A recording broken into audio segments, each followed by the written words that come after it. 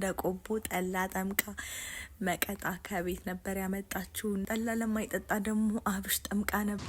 በተም ጥላውን ካሱ ላይ እንደዚህ ደከመኝ። ቁመኑ አጭር ስለሆነ እኔ ጋር ልደርስ አልቻልኩም። ጨቀጡት። ከዛ ላይ ዋጋቸው ማሪፍ ስለነበረ እኔ አልዞርኩም፣ እዚሁ ነው ሙሉውን የገዛሁትኝ። አሜን። ተባረኪ። አሜን። ሀብታሙኝ። አሜን። ተባረኪ። አሜን። ፈጣሪ ከነልጅሽ ይባርክሽ። አሜን። ሰላም እንዴት ናችሁ? ውድ ቤተሰቦቻችን ደህና ናችሁ ወይ? አለን እኛ እግዚአብሔር ይመስገን። ዛሬ ደግሞ ታዴ የምሰራውን ስራ አግዝሻለሁ ብሎኝ ሮስ ከማታ አንድ ላይ ነበር የሰራ ነው። ማማንም ፀሐይ ያሞቀልኝ እሱ ነበርና ይኸው ለመጀመሪያ ስለሆነ እንዴት እንደምትፈራገጥበት ፀሐይ ሙቀን ጨረስን። እንደገና የማማን ልብስ ቶሎ ቶሎ ነው የምናጥበውና የለበሰችውን ታዴ እያገዘኝ ነበር። መስራት ለካ በጣም ትልቅ ነገር ነው። ይኸው ድካሙ ራሱ አልተሰማኝም። ሌላ ጊዜ ከጧት እስከ ማታ የምሰራው ስራ አሁን እንዴት እንደቀለለኝ። እንግዲህ ጧት ስለሆነ ሁልጊዜ ስራችን ማማን ፀሐይ ካሞቅን በኋላ ልብሷን ካጠብን በኋላ ደግሞ ወደ ቤት ጽዳት ነው ታውቃላችሁ። ስለዚህ ቤቱን እንግዲህ እኔም ለተወሰነ ጊዜ ቤቱን ያለው ቤት ያሉትን ስራዎች ነው የምሰራው። ማማን እንዴት መንከባከብ እንዳለብኝ ያለውን ነገር እስኪ ዛሬን ውሎዬን አሳያችኋለሁኝ። እንግዲህ ከምንታ ቤት ነው የጀመርኩትኝ። ሲዝረከረክ እውነት ሳይጸዳ ሲቀር እንዴት እንደሚያስጠላ ሁላችሁም ታውቁታላችሁ ውዶችዬ። ብቻ እኔ ጋር እንደሚያስጠላውና መጀመሪያ ስራዬ ማማን ጧት ተነስቼ እንግዲህ ቁርስ ራሱ አልበላም የሚገርማችሁ ነገር የእውነት ማለት ነውና እዚህ ደግሞ አዲስ አበባ ውስጥ ደግሞ ጧት መነሳት ትንሽ ከባድ ነው። ቆቦ ያለውም ታውቃላችሁ ጧት መነሳት ከባድ ነው ለኔ። እንሰራለን ጧት ብዙ አንነሳምና አርፍደን ነው የምንነሳውና ቁርስ ሳንበላ ነው ራሱ ማማን ፀሐይ ያሞቅ ነውና ከዛ መልስ እንግዲህ የማማን ልብስ ካጠብን በኋላ እሷን እንግዲህ በቫዝሊን አሽቼ ምናምን ካስተኛው በኋላ ወደ ቤት ጽዳት ነው ሁሌ ዘወትር ስራዬ። እና ዛሬ ከታዴ ጋር አንድ ላይ ነበር የዋል ነው። ቤት ስለዋልን ሁሉን ነገር እየተጋገዝን ነበር እያንዳንዱን ነገር የሰራ ነው። እና ዛሬ ውዶቼ እንደ ሁል ጊዜም እንደምላችሁ ሰብስክራይብ ያላረጋችሁ ሰዎች ሰብስክራይብ ያረጋችሁ ቤተሰብ ሁኑ። ላይክ ኮሜንት ሸር ያረጋችሁ እንደዚሁ አበረታቱን። እና ደግሞ ዛሬ እንግዳ ይመጣል እና ቤታችን ውጭ ወጥተን አንድ ነገር ገዝተን ከታዴ ጋር እንመጣለን። ስለዚህ ሰፈራችን ያለውን ገበያ ደግሞ እናሳያችኋለን። ቪዲዮውን ግን እስከ መጨረሻው እዩትኝ ውዶቼ። ላይክ ማድረጋችሁን አትርሱ። መኝታ ቤቱን እኔ ካጸዳው በኋላ ታዴ ደግሞ የሳሎኑን እሱ ነበር ሲያጸዳ የነበረው ሲያዘጋጅ የነበረው። እና እውነት ለመናገር ልታረስ ቆቦ ከሄድኩ በኋላ እሱ የቤቶቹን ስራ በደንብ እየሰራልኝ ነው የእውነት ማለት ነው። አሁን ግን ከኔ የበለጠ እሱ ነው እየሰራ ያለው። በጣም ልምድ ያለው ሆኗል። አዲስ አበባ ውስጥ ደግሞ ታውቃላችሁ ወንዶች ሁሉም እዚህ እኩል ነው፣ ሁለታችንም ነው የምንሰራውና ፍሪ ከሆነ ማለት ነው። እሱ ስራ ከሆነ ደግሞ እኔ ብቻ ሰራለሁ። በጣም ደስ የሚለው ነገር ወንዱም ሴቱም ተጋግዞ ነው የሚሰራው እያንዳንዱን ስራ ማለት ነው። ዞና ጊዜ ጫናው ለሴት ነው። እዚህ ግን እንደዛ ነገር የለም፣ እኩል ነው ሁሉም የሚሰራው። እኔና ታዴ ከስራ ስንመለስ ሁለታችንም ወይ ታዴ የሚያጸዳልኝ ከሆነ እኔ ራት ሰራለሁኝ ወይ ደግሞ ሰርቼ ከሄድኩኝ እኔ ያጸዳለሁ። ብቻ እንተጋገዛለን። ደስ የሚለው ነገር አዲስ አበባ ይሄ ነው። አንድ ሰው ስራ በጣም አይበዛበትም እና ታዴ ሳሎኑን በሚያጸዳበት ጊዜ እኔ ደግሞ ኩሽና ገብቼ እቃዎችን እያጠጠብኩ ነበረ ሁሉ። ከዛ በኋላ ወደ ገበያችን ወደ እንሄዳለን። ያው እንግዲህ አስቤዛ ሳረገኝ በብዛት አንዴ ነው የምገዛውና ከታዴ ጋር ነው የምንወጣው። ይህ ቪዲዮ ከተመቻችሁ ላይክ እያረጋችሁ ጀምሩ። ኮሜንት ሸር እንደዚሁ እያረጋችሁልን ቤተሰብ ያልሆነ ደግሞ ሰብስክራይብ በማድረግ ቤተሰብ ሆኑ። እና ዛሬ እንግዲህ ማዘርም ስላለችኝ ዛሬ የተወሰነ እንግዳ ይመጣ ነበር። ባለፈው መጥተው የነበሩት እንግዶች ማዘር ስለነበረች ታውቃላችሁ እንደ ቆቦ ጠላ ጠምቃ መቀጣ ከቤት ነበር ያመጣችውና በቃ እዚህ ጠመቀሽ ጠላ። ከዛ ጠላ ለማይጠጣ ደግሞ አብሽ ጠምቃ ነበረ። እሱም ስላለ ከዛ በኋላ ለሚመጡት እንግዳ በቂ ነበር፣ በብዛት ነበር የጠመቅ ነው። እና ለጎረቤቶቻችንም የቆቦን የራያ ቆቦን ጠላ ሳይተናቸው ነበር። በጣም ነው የወደዱትኝ።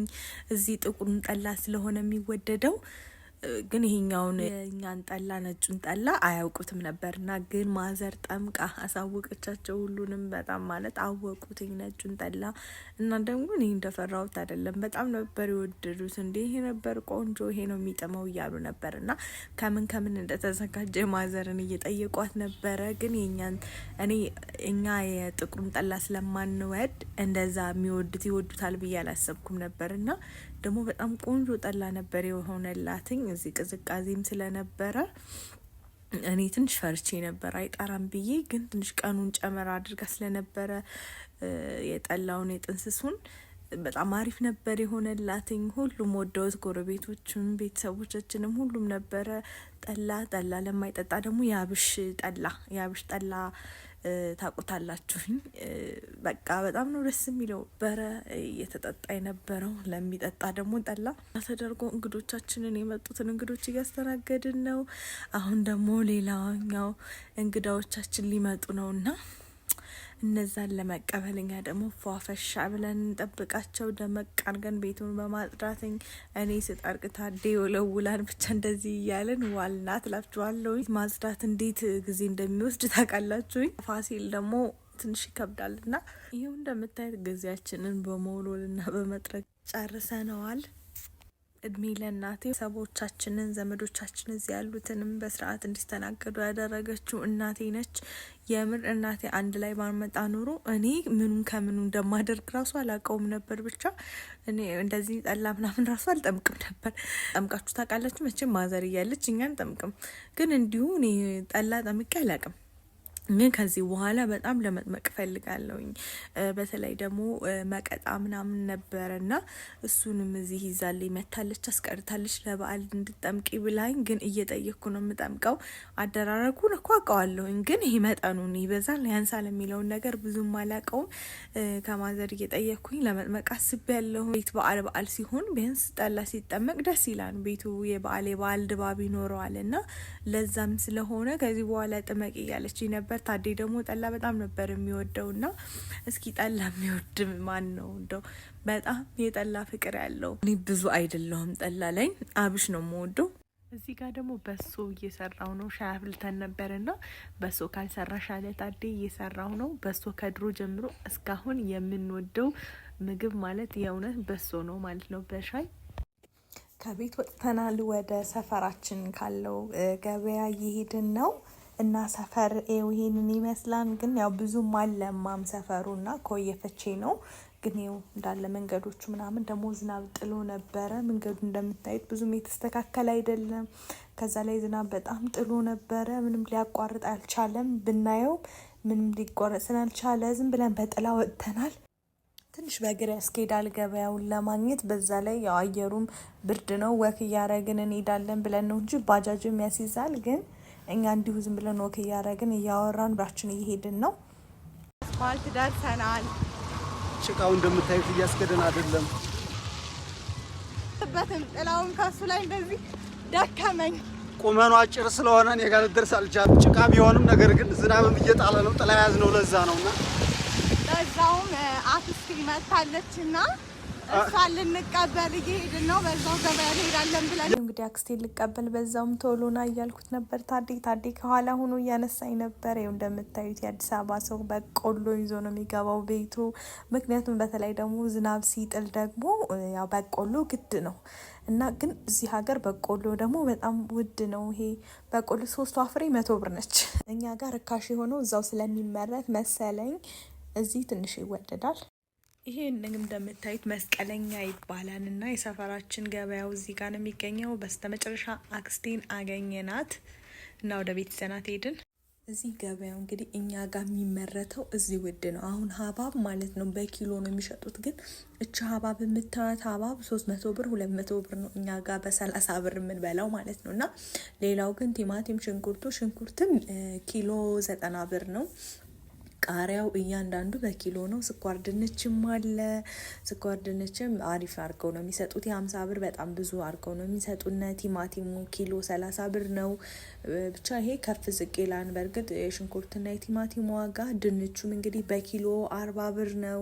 ቀይ ስርም እንደዚህ 50 ብር በጣም ብዙ ይሰጡናል። እንደምታዩት እኔ ከነዚህ ሰዎች ነበር የገዛሁት ከቆምኩበትኝ ከመጀመሪያ ጀምሮ እስከምጨርስ ድረስ ከነሱ ነበር እየገዛሁ የነበረው። በጣም ብዙ ገዝቼ አጋጣሚ ትራንስፈር ነው ያደረግንላቸው።